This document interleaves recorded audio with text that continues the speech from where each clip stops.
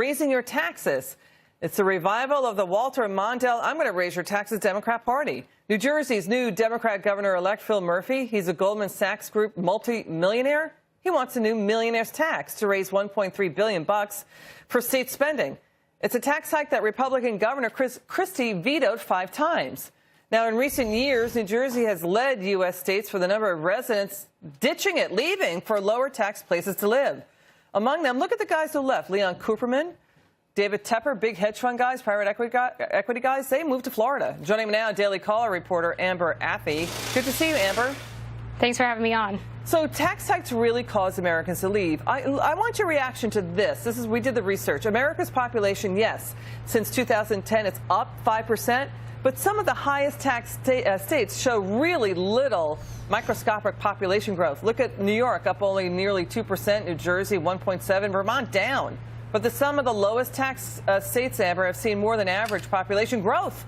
Look at this, Florida popping up nearly 10%, Nevada up nearly 9%, on and on. What do you think, Amber? That's it. Right, look, the people are voting with their feet, and the people are saying we want lower taxes. This is exactly why tax reform is such a vital part of the GOP right now and why Donald Trump has been pushing Republicans in Congress to get this passed, because this is something people have wanted for a really long time. And in places like New Jersey, where the top 1% of earners are paying 40% of taxes, the people are sick of it. They're ready to get out. They're ready to go somewhere where it's business friendly, where the people who are creating jobs are going to be free to grow the economy and not be weighed down by burdens and taxes. You know, it's sort of like these guys are innumerate. They do not know economic history. Amber, you do. All right, we know this. We know that in the top 1% of earners in New Jersey, there are only about 17,000 residents. They provide about 40% of the state's income tax revenue. But look at this. Maryland had about the same percentage. They tried a millionaire's tax. 1 out of 7 moved out of the state. New York lost $1.3 million out of the top bracket last decade. They took $46 billion in income with them. You couldn't tax it. They took it and went to other low-tax states. And California tried to tax the rich bracket. Guess what?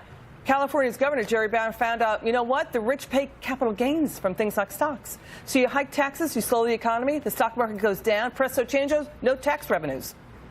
That's exactly right. And that's another reason why the Republicans are looking at the state and local tax deduction, because the state and local tax deduction primarily affects these wealthy earners in states like New Jersey and New York. And you have Democrats there saying, well, if this passes, this is going to harm our state. Well, that's kind of the point. The point is that these states have been getting a subsidy from the federal government to be able to keep hiking taxes on their highest earners. They do, but those high earners, to your point, also pay a lot into the tax system, right? They live in the barbell states of California and New York. We get it. We understand the tax and spend welfare state. It's an important point you make. But now we're funneling basically the government costs to the top 10% of the income brackets, and there's small businesses in that. But I want to get to your point about New Jersey. Good point. New Jersey had the highest property taxes last year again, and they paid nearly $15 billion in school taxes as part of it. But look at this. New Jersey's school system ranks near the top. They get a lot in the way of money, so they're ranked second best in the nation for a school. So why does New Jersey need more money for its education system?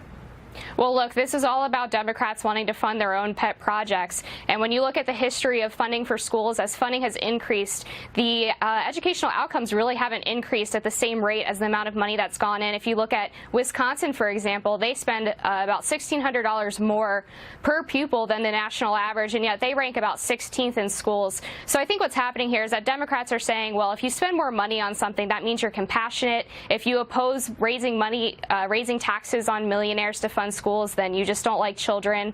So it's another way to make Republicans look bad. But let's remember that Democrats are doing this by spending other people's money. Yeah, and Amber, to your point, I mean, the school system is so underreported, the fat cat behavior that goes on there with board of supervisors who have numerous, cars, and they've got fat cat salaries. I mean, there's a lot of corruption in the school system, right? A lot of waste and abuse. Go ahead, final word. That's exactly right. The public school system is rife with fraud and abuse, and it's crazy to me that Democrats don't support reforming the school system. They don't support things like school choice that a lot of times cost a lot less money but lead to greater educational outcomes. Good to see you, Amber. Come back. We love having you on. Good stuff. Thank you. Today, President Trump